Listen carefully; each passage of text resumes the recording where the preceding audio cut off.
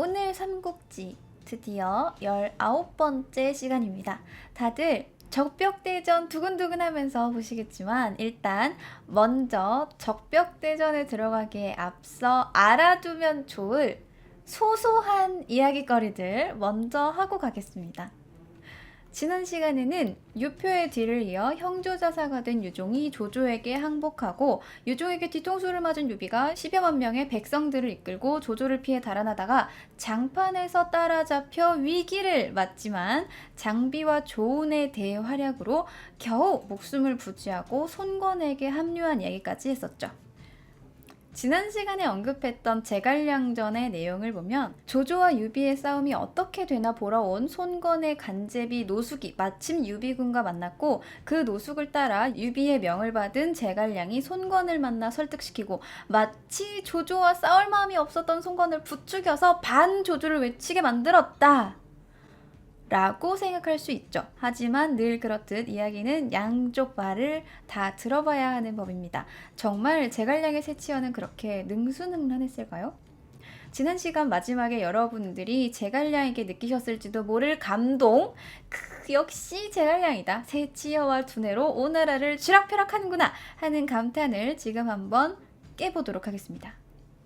자, 이 상황을 정확하게 이해하려면 시간을 조금 더 거슬러 올라가서 손권의 입지를 다시 살펴볼 필요가 있습니다. 손권은 아시다시피 손견의 아들이고 손책의 동생이죠. 손견이 유표와 싸우고 뒤를 이은 손책 역시 젊은 나이에 죽고 자리를 물려받은 게 손권이라는 거 앞에서 여러 번 이야기한 내용입니다. 자, 손권이 손책의 자리를 물려받을 당시 손권의 나이는 18살이었습니다. 당시 장소와 주유 그리고 손견의 부인이었던 오씨가 손권을 열심히 지지하고 또 도우려 노력하지만 오나라의 기반을 닦는 일이 그렇게 쉽지는 않았습니다.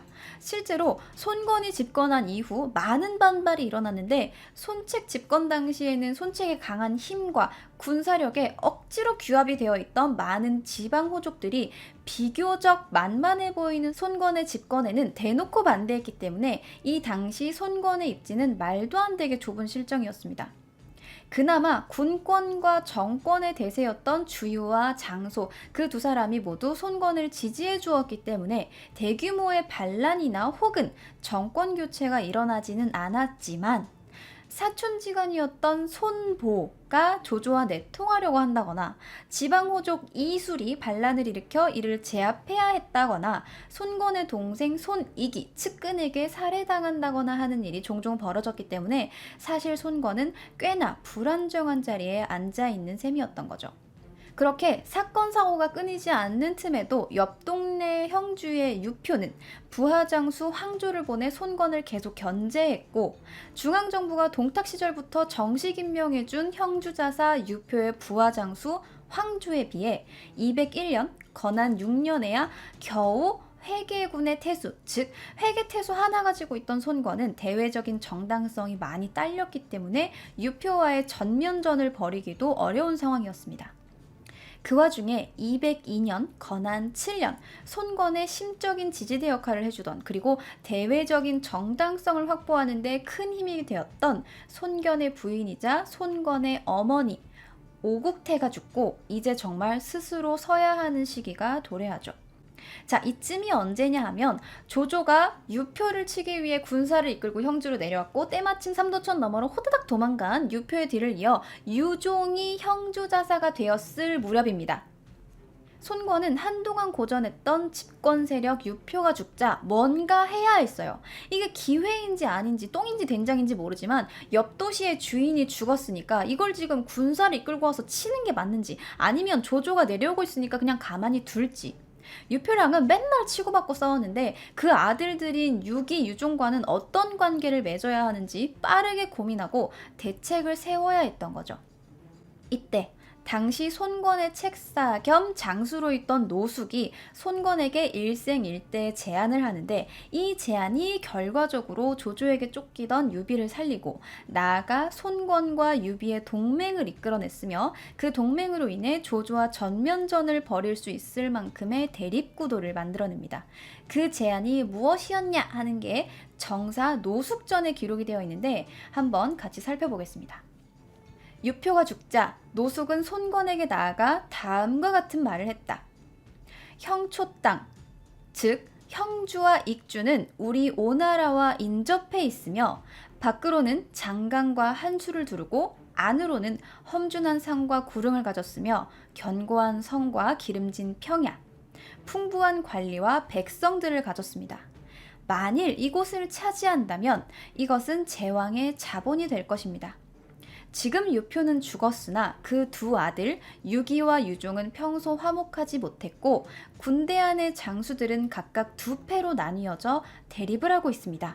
게다가 유비와 같은 천하의 영웅이 조조와 불화가 있어 유표에게 의탁했지만 유표는 그의 재능을 질시하여 중용할 수 없었습니다. 만일 유비가 유종 유기와 화합하여 서로가 협력한다면 우리는 그들을 어루만지어 우호로서 결맹을 맺어야 하지만 만일 그들 사이가 서로 멀어진다면 마땅히 새롭게 계획하여 대사를 달성하여야 합니다. 명을 내려주시면 유표의 두 아들에게로 가서 조문하고 그 군대 안에서 실권을 가지고 있는 자들을 위로하며 또 유비에게 한 뜻으로 함께 조조에게 대항하여 행동하도록 설득하려고 합니다. 그렇게 한다면 유비는 반드시 기뻐하며 이를 따를 것입니다. 제 계획이 성공한다면 천하도 평정할 수 있을 것입니다. 지금 즉시 가지 않는다면 아마 조조가 먼저 기회를 잡게 될 것입니다. 손권은 즉시 노숙을 보내 가도록 했다. 노숙은 하구에 도착하여 조조가 벌써 형주로 향했다는 소식을 듣고 밤낮으로 길을 갔다. 그러니까 정리해보면 지금 유표가 죽어서 형주가 개판인데 거기에 있는 유비, 유기, 유종 세 사람이 서로 힘을 합쳐 뭔가를 하려고 하고 있으면 괜히 까불어서 얻어맞지 말고 걔네 밥상에 밥숟가락 하나 딱 얹어서 같이 조조를 치면 되고 그 세 사람이 서로 힘을 안 합치고 서로 투닥거리고 있으면 얘네들을 싹 잡아먹고 형주를 삼키자. 뭐 그중에 유비는 좀 쓸만하니까 꼬셔보자. 뭐 이런 거죠. 손권은 이 말을 듣고 옳다구나 하고 노숙을 형주로 보냅니다만 이 시대가 어느 시대입니까? 스마트폰이 있는 것도 아니고 전화기가 있는 것도 아니고 전령이 막 뛰어와서 유표가 죽었습니다 하고 보고를 하면 이 이야기를 듣고 노숙이 형주로 가봐야겠어. 그러면 전령이 또 뛰어가지고 형주로 가신답니다 하고 보고를 하면 이 얘기를 듣고 또 손권이 그래 형주로 가보게 하고 나면 전령이 또 뛰어가서 형주로 가라십니다 하고 또 다시 노숙이 말을 달려서 형주로 가야 하는 그야말로 아날로그의 시대 아닙니까? 그 소식이 오고 가고 또 의사결정을 하는데 얼마나 많은 물리적인 시간이 소모가 됐겠습니까? 실질적으로 노숙이 형주로 떠날 채비를 하고 바로 말을 달려 형주로 향할 즈음 이미 형주는 조조의 손에 반쯤 넘어간 상태였고 형주로 향하던 노숙은 실시간으로 들어오는 보고를 종합해서 형주자사 유종이 있던 양양이 아닌 도망치는 유비가 있는 당양현 장판으로 방향을 돌려 유비군을 만나게 됩니다. 자, 생각해 봅시다. 유비 입장에서 사실 손권은 적이었죠. 지금 당장은 어떨지 모르지만 유비가 유표랑 팀을 먹고 있을 당시만 해도 손권과 유표는 국지전을 수시로 벌이고 있을 때니까 유표가 죽었다고 해도 손권이 유비를 어떻게 생각하는지는 알 수가 없죠. 말 맞다나 틈을 타서 유비를 죽이러 보낸 손권의 자객인지 아닌지 알게 뭐예요. 물론 노숙이야 상황을 좀 보고 유비에게 호의적으로 동맹을 제안하고자 온 거지만 유비 입장에서야 알게 뭐예요. 어제까지만 해도 손권이 적이었는데 노숙을 어떻게 믿어요? 자, 그러자 노숙이 한마디 합니다. 그리고 그 말을 들은 유비는 곧 손권과 우호 관계를 맺게 되는데 그 말이 어떤 말인지 궁금하신가요? 도대체 뭐라고 했을까요? 앞선 내용에 이어서 정사 노숙전에 기록된 내용을 한번 읽어보겠습니다. 노숙이 남군까지 왔을 때 유표의 아들 유종은 이미 조조에게 투항했고 유비는 두려운 나머지 급히 달아나 장강을 건너려 했다. 노숙은 유비를 직접 나가서 맞이하려고 당양현 장판까지 갔다. 그는 유비를 만나 손권의 뜻을 전하고 아울러 강동이 강대하고 견고함을 설명했다. 그리고 유비에게 손권과 힘을 합치도록 권유했다. 당시 제갈량이 유비를 따라왔었는데 노숙은 제갈량에게 이렇게 말했다. 나는 자유, 즉 제갈근의 친구요! 곧 우호관계를 맺었다. 아니 이게 뭐 애들 장난도 아니고 야! 나 너네 형 친구야! 하니까 우호관계를 맺었어요. 알 수가 없어요. 얘네 무슨 생각인지 모르겠습니다. 물론 이 기록처럼 단순히 노숙이 제갈근과 친구라서 우호관계를 맺은 건 아니겠죠. 유비야 지금 상황도 안 좋고 쫓기는 마당에 오나라의 기반을 가진 손권과 동맹을 맺는 게 손해날 게 없으니 당연히 동맹을 받아들이겠죠. 그런데 뭐 주석도 아니고 정사의 기록에 그 기록도 어떤 기록이냐 하면 삼국초려, 즉 유비가 제갈량을 3번 찾아간 이야기를 딱 한 줄 적어놓는 그 정사의 기록에 나는 자유의 친구요! 곧 우호관계를 맺었다 라는 기록을 남겨놓은 걸 보면 제갈량이 어느 정도 우리 형 친구인데 설마 헛짓거리 하겠습니까? 라는 의견을 어필한 게 아닌가 하는 합리적인 의심을 아니할 수 없습니다. 뭐 이유야 어찌되었건 노숙이 유치원생 같은 우호의 제스처를 취했건 아니건 유비를 꼬시려던 노숙의 계획은 성공했으며 이후 오나라로 돌아갔고 유비는 하구에 도착해 조조를 피해 도망가는 피난길이 어느 정도 정리가 되자 제갈량을 보내 손권에게 동맹에 대한 답변을 보내게 됩니다. 자, 제갈량이 옵니다. 제갈량이 열심히 달려오는 동안 잠깐 손권 이야기를 해봅시다. 아까도 말했듯 손권은 오나라에서 확고한 입지를 가진 게 아니었고 혼란스러운 국제정세 속에서 유표가 죽은 상황을 어떻게 이용할까 하는 마음으로 노숙을 보낸 거였어요. 그리고 유표가 죽었다는 소식에 이어 유종이 항복한 이야기, 그리고 유비가 도망간다는 이야기, 조조가 손권을 치러 올 것 같다는 이야기까지 차례차례로 보고를 받게 됩니다. 그리고 그 모든 첩보를 마무리 지으려는 듯 조조의 짧은 편지가 도착하는데 이 편지의 내용이 어마어마합니다. 정사 강표전에 기록된 편지의 내용을 보면 조조가 손권에게 보내는 편지에 이르길 요즘은 죄상을 들어 죄지은 자들은 토벌했고 군기가 남쪽으로 향하자 유종이 항복했소. 이제 수군 80만을 단련하여 바야흐로 오 땅에서 손장군과 자옹을 가려보려고 하오. 손권은 이 편지를 들고 있다가 모든 신하들에게 보여주자 두려워하면서 실색하지 않는 이가 없었다. 한마디로 나 수군 80만 있는데 나랑 싸울래? 라는 거죠.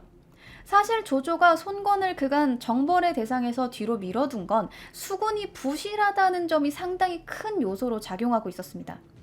북방에서 하북정벌이나 서주정벌 같은 평지에서의 싸움이야 늘 거기서 거기지만 손권을 치기 위해서는 강을 건너 배를 몰고 가야 했기 때문에 원소와의 관도대전에서 강 건너의 보급과 싸움이 쉽지 않음을 뼈저리게 배운 조조는 손권을 치러 떠나는 게 쉽게 결정할 수 없는 일이었죠. 하지만 유표의 군사들을 한 입에 꿀꺽한 조조의 상황이 달라진 겁니다.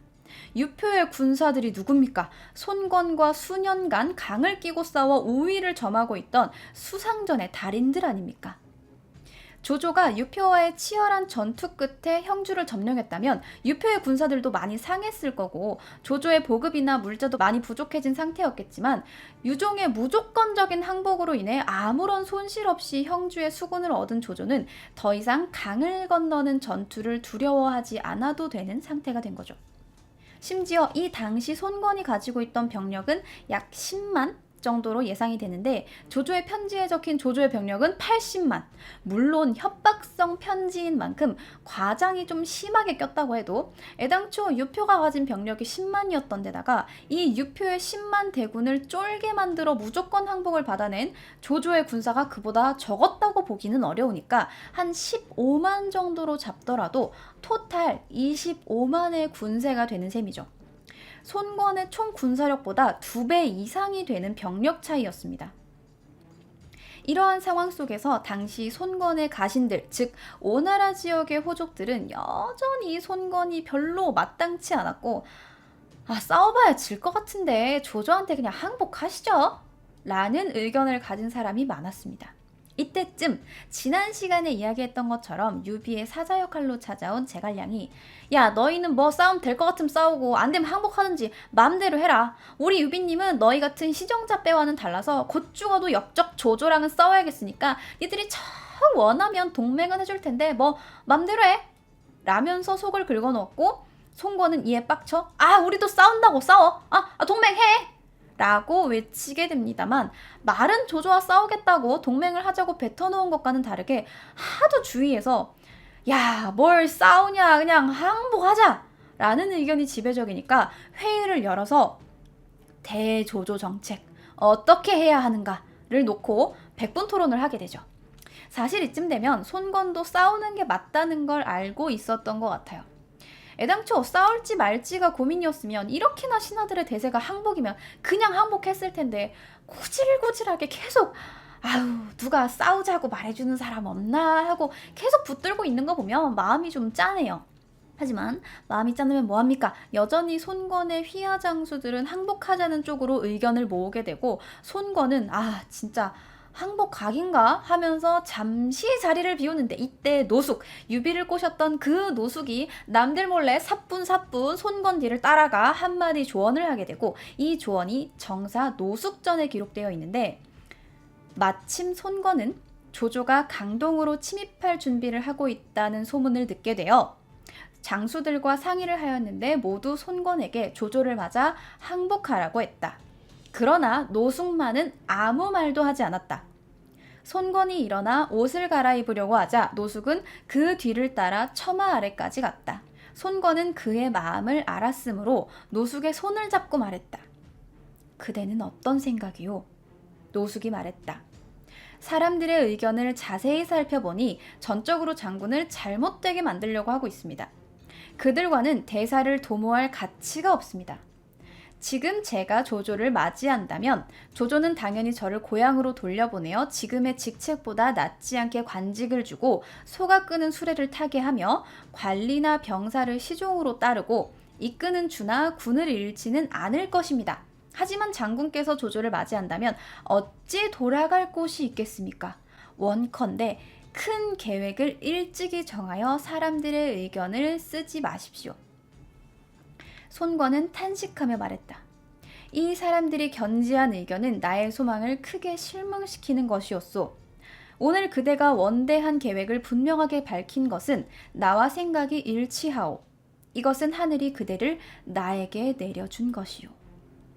그러니까 노숙의 말은 솔직히 호족들이야 상사가 손건이건 조조건 어차피 지네 동네에서 잘 먹고 잘 살면 되니까 괜히 싸워서 병력 잃고 내 목숨도 위험한 상황 만들기 싫어하는 거다. 근데 넌 다르지 않냐? 손건 너는 항복하는 순간 모가지다. 너 생각 잘해라. 이런 거죠. 결국 정신을 차린 손건은 조조와 싸우기로 마음먹고 전쟁 준비를 위해 당시 파견 나가 있던 주유를 불러들입니다. 그리고 파견지에서 돌아온 오나라 군권의 대세 주유 또한 우리가 조조를 이길 수밖에 없는 4가지 이유를 침을 튀겨가며 말을 하면서 여론을 전쟁으로 몰아갔기 때문에 손건은 더 이상 전쟁과 평화 사이에서 고민하지 않고 전쟁 준비에 최선을 다하게 됩니다.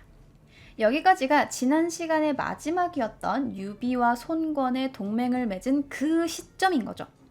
그러니까 갑자기 유비가 튀다가 안 되겠다 손건이랑 동맹 맺어와 하고 막무가내로 제갈량을 보내서 그 와중에 제갈량이 새치어로 오나라를 쥐었다 폈다 한 게 아니라 손건은 이미 예전부터 대조조 정책을 어떻게 펼쳐야 하나를 고민 중이었고 오나라 내부에서 항복과 전투의 의견이 분분한 차에 제갈량이 도착해서 살살 속을 긁어서 손건을 빡치게 했고 실세였던 노숙과 주유의 의견을 따라 조조를 치는 것에 마음이 기울어 있었는데 결국 조조와 싸우기로 결심하게 했다 정도로 생각할 수 있는 거죠.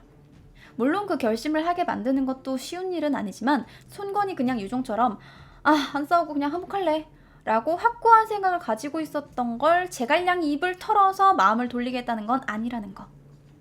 자, 이제 이 당시 손건이 왜 조조와 싸워야만 했는가? 유종처럼 항복할 수는 없었는가? 유비는 어떻게 개뿔 아무것도 없으면서 손건과 동맹을 맺을 수가 있었는가와 같은 상황에 대한 정리가 좀 되시나요? 자, 그렇게 이제 적벽대전이 시작이 될 겁니다. 사실 전쟁을 하기로 결심한 이후에도 송건은 대단히 불안한 상태였습니다. 해봐야 가진 병사를 다 합해도 10만이 되냐 마냐인데 80만이 온다니 이거 싸움이 되겠습니까? 물론 편지에 적은 거니까 어느 정도 좀 뻥카가 꼈겠지만 그래도 진짜 80만이면 어떡하지 하는 불안감이 손건을 감싸고 있었죠. 그러나 이 불안함을 이겨내고 손건이 군사를 일으켜 적벽으로 향하게 한 건 다름 아닌 책사이자 형 손책의 친구인 주유였습니다. 주유는 겁먹은 송건을 달래면서 송건이 겁먹은 이유를 조목조목 반박하면서 할 수 있다! 가자!를 외치게 하는데 그 내용을 정사 주유전에서 찾아보면 이렇게 기록하고 있습니다. 이날 밤 주유가 만나기를 청해 말했다.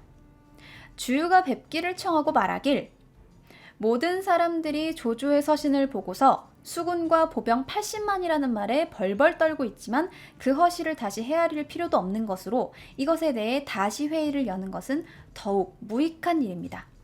지금 저들을 살펴보면 중원의 병력은 불과 15만에서 16만 정도인데 이 또한 군사들이 이미 오랫동안의 전쟁으로 지쳐있고 유표의 군대를 얻었다고는 하지만 그 또한 7에서 8만 명뿐이고 심지어 이들을 얻은 지 얼마 되지 않아 서로 의심을 품고 있을 테니 조조군에 완전히 편입된 것이 아닙니다. 지치고 병든 병사와 의심하는 병사들은 비록 군사가 많다고 하더라도 두려워할 만한 것이 아닙니다. 제게 정예병사 5만 명만 주시면 제압할 수 있으니 장군께서는 근심하지 마십시오. 든든한 형, 주유가 이렇게 말을 해주니까 손건이 힘이 납니다.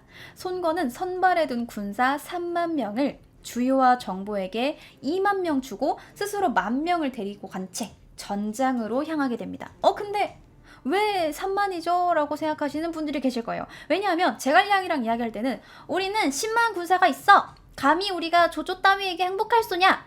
라고 했고 아까는 주유가 병력 5만만 주면은 모두 제압하겠습니다. 라고 했는데 도대체 뭐지? 목숨이 오고 가는 전장에서 병사마저 40% 디스에서 주는 건가? 라고 생각할 수 있죠. 하지만 이 대목의 이해를 위해서 앞서 기나긴 손건의 입지 이야기를 한 거죠. 손건이 지난 시간 제갈량과 이야기를 하면서 기세등등하게 우리는 10만의 군사가 있어! 라고 외쳤지만 사실 그건 오나라의 모든 호족과 병사들이 전부 힘을 합칠 수 있었을 때의 이야기죠.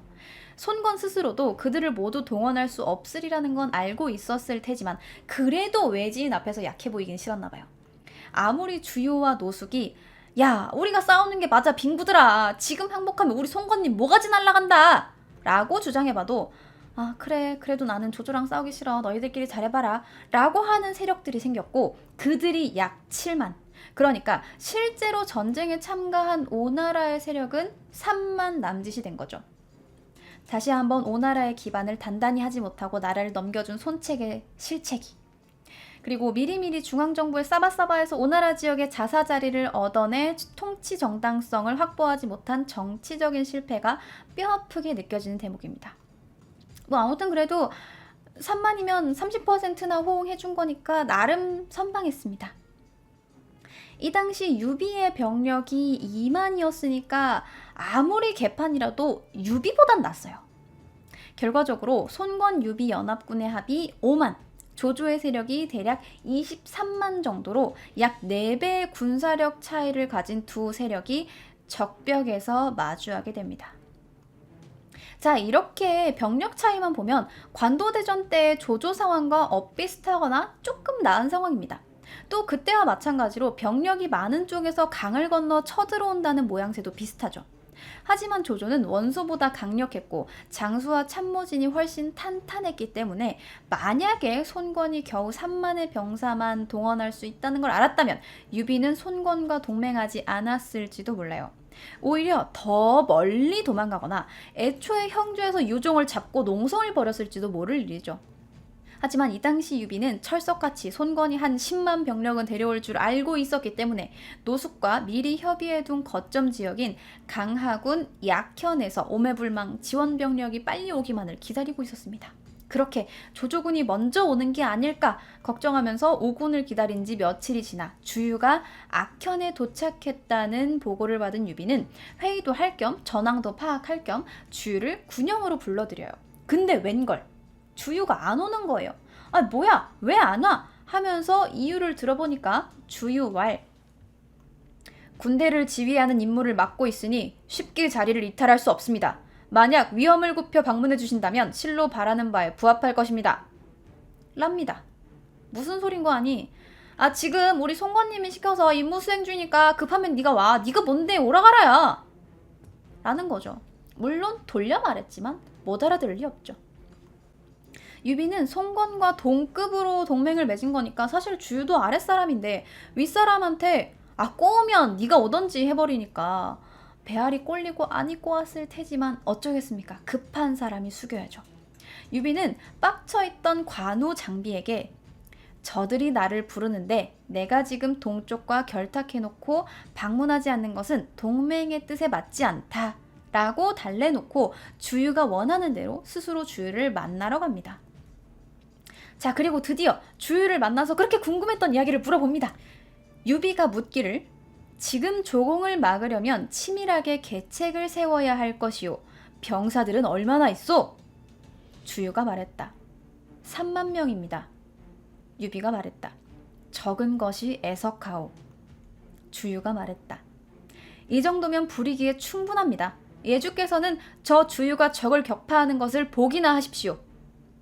유비가 노숙 등을 불러 대화하려고 하자 주유가 말했다. 노숙 또한 명을 받았으니 함부로 명을 이탈할 수 없습니다. 만약 노숙을 보려 하신다면 따로 직접 가서 만날 수는 있을 것입니다. 또한 공명도 함께 오는 중이니 사흘이나 이틀을 지나지 않아 도착할 것입니다. 내용만 보면 유비로서는 빡칠 내용이에요. 10만은 못해도 7에서 8만 정도는 데리고 올 거라고 생각했던 주유가 고작 3만. 사실 이것도 2만이 진실이고 뒤에 중군으로 송건이 10,000명을 데리고 있었으니까 허세로 늘린 것입니다만 아무튼 유비가 듣기에는 고작 3만을 이끌고 온 데다가 겨우 꼴랑 3만 데려와 놓고 지금 자기를 오라가라 한 데다가 유비 입장에서는 뭐 이런 어린 놈이 대장으로 와서 노숙 불러와 하고 노숙을 불러서 만나서 같이 얘기를 하자고 한 건데 우리 노숙님도 송건님 명령 이행 중이라 안 되는데 에베베 네가 직접 가서 보던지. 유예주께서는 제가 적을 격파하는 걸 구경이나 하시죠. 해버리니까 빡이 안 칠 수가 없죠. 하지만 그렇다고 여기서 빡친다고 주유랑 싸울 순 없죠. 유비가 그렇게 사리분별이 안 되는 사람이면 벌써 죽었겠죠. 유비는 그나마 얻은 3만의 군사가 아쉽지만 일단 넘어가기로 합니다. 자 그럼 이 시점에 잠깐 주유는 뭐 하는 앤가 싶으신 분들이 있을 수 있어요. 쟤는 일개 장수주제 물론 송건이 매우 신뢰하는 장수고 손책의 중마고의였고 하니까 어느 정도 발언권이 있는 사람이었겠지만 그래도 이래도 되나? 싶을 정도로 막 나가고 있어요. 게다가 겨우 3만 데려와 놓고 이 정도면 부리기에 충분하니 예주께서는 저 주유가 저걸 격파하는 걸 보기나 하십시오. 라니 너무 자신만만한 거 아닙니까? 하지만 이 주유의 자신감, 근거 없는 자신감이 아니에요. 주유는 반드시 이 전쟁에서 손권과 유비 연합군이 이길 거라는 자신이 있었거든요. 앞서 잠깐 이야기했죠. 주유가 파견지에서 돌아와서 손권과 사람들을 설득하면서 오나라가 이길 수밖에 없는 4가지 이유를 들었다고 말이에요. 자, 그럼 이 4가지 이유가 도대체 뭐였을까요? 한번 기록을 통해서 알아보도록 할게요. 이 기록은 정사 주유전에 기록되어 있는 당시 손권과 대소신하 그리고 노숙 주유가 조조에게 항복할지 싸울지 결정하던 그 당시 회의 내용에 대한 이야기입니다. 이해 9월 조조가 형주를 침공하자 유종은 수하의 사람들을 들어 항복했다. 조조는 그의 수군을 얻게 되었으며 그 결과 보병과 수병은 수십만이나 되었다. 오의 장수들은 이 소식을 듣고 모두 두려워했다. 손권은 신하들을 불러 모아 계책을 물었다. 논의하는 자들은 모두 다음과 같이 말했다. 조조는 승냥이나 호랑이처럼 사악하고 무섭습니다. 그는 한나라 승상이라는 명분에 기대어 천자를 끼고 사방을 정벌하면서 조정의 뜻이라고 하는데 오늘 그에게 저항한다면 일은 더욱 순조롭지 못할 것입니다. 게다가 조조는 장군에게 유리한 형세로 대항할 수 있습니다. 유표는 수군을 훈련시켰고 수전을 위한 장비가 수천 대인데 조조가 이것을 모두 얻었으니 이 병력을 장강가에 늘어놓고 아울러 보병을 움직여 수군과 육군이 함께 내려온다면 이때는 장강이 위험해져 우리가 우위를 점하기 어렵습니다. 게다가 전반적인 쌍방의 세력이 현저하게 차이가 나므로 가장 좋은 것은 그를 맞아들이는 것이라고 저희들은 생각합니다. 주유가 말했다. 그렇지 않습니다. 조조는 비록 한나라 승상의 명분에 의탁하고 있지만 사실은 한나라 조정의 적입니다. 장군은 신명스러운 무의와 웅대한 재력을 갖고 있고 또한 아버지와 형의 위세에 기대어 강동 수천 리를 다스리고 있으며 병사는 정예이고 식량은 풍족하며 영웅들은 공업 이루기를 원하고 있으므로 오히려 응당, 천하를 횡행하며 한 왕조를 위해 잠복하고 더러운 것을 제거해야 할 때입니다. 또한 한번 생각해 보십시오. 지금 북방의 영토를 이미 안정시켰고 조조에게 내부에 근심이 없어 시일을 늘려 오랫동안 전쟁터로 와서 싸울 수 있다고 하더라도 수군을 오래 길러온 우리와 물 위에서 싸워 이길 수 있겠습니까? 지금 북쪽 땅은 평안치 못하고 게다가 마초와 한수가 오히려 동관 서쪽에 있으면서 조조의 후환이 되고 있습니다. 그리고 기병을 버리고 수군이 기대어 오나 월과 다투는 것은 본래 중원에서 익숙한 방법이 아닐 뿐더러 요즘 날씨가 추워 말에게 먹일 것이 없고 중원의 병사들에게 멀리 강호의 땅을 건너도록 하였으므로 물과 땅에 익숙지 못하여 반드시 질병이 생길 것입니다. 이러한 네 가지는 용병의 근심거리입니다만 조조는 이를 무시하고 병사를 함부로 움직이고 있으니 장군께서 조조를 잡으려고 하신다면 좋기 오늘이 마땅합니다. 저는 정예 병사를 받아 하구로 나아가 주둔하기를 원합니다. 장군을 위해 조조를 무찌를 것을 확신합니다. 좀 내용이 길었는데 정리하자면 이렇습니다. 우리는 다음과 같은 네 가지 이유로 인해 이길 수밖에 없는데 그것이 무엇인고, 첫째가 수전에서는 우리 오나라가 더 익숙하고 잘하니 우리를 이길 수 없다는 것. 둘째, 북쪽에는 아직 마초 한수와 같은 반조조 세력이 남아있어서 뒤를 항상 방비해야지만 오나라의 뒤통수는 바다밖에 없다는 것. 세 번째는 지금이 겨울이라 병사와 말에게 먹일 것이 부족하다는 것. 네 번째는 중원의 사람들이 먼 곳까지 왔으니 반드시 질병이 돌 것이라는 것. 이 네 가지라는 거죠. 듣고 보면 그럴싸합니다. 다 맞는 말이에요. 주유는 제갈량과 견줄 정도로 대단한 책사였고 또 군사를 지휘하는 사람이었기 때문에 본인이 생각하기에 이 정도면 할만하다 싶었던 것 같아요. 그리고 귀신같이 이 네 가지 이유가 다 맞아떨어지게 되고 전쟁은 조조의 예상과는 다르게 흘러갑니다. 어떻게 흘러갔을까요? 적벽대전을 위해 알아야 하는 소소한 이야기들은 여기까지 하도록 하겠습니다. 자, 이제 진짜 곧 적벽대전이 벌어집니다. 늘 한다 해놓고 안 하는 건 제가 삼국지 평균 인성이라 그렇습니다. 뒤통수 맞는 걸 삼국지 간접 체험이라고 생각하세요. 얼얼하시죠? 어디서도 느낄 수 없는 삼국지 4D 체험. 자, 그럼 이제 진짜 적벽대전 이야기는 다음 시간에 하도록 하겠습니다.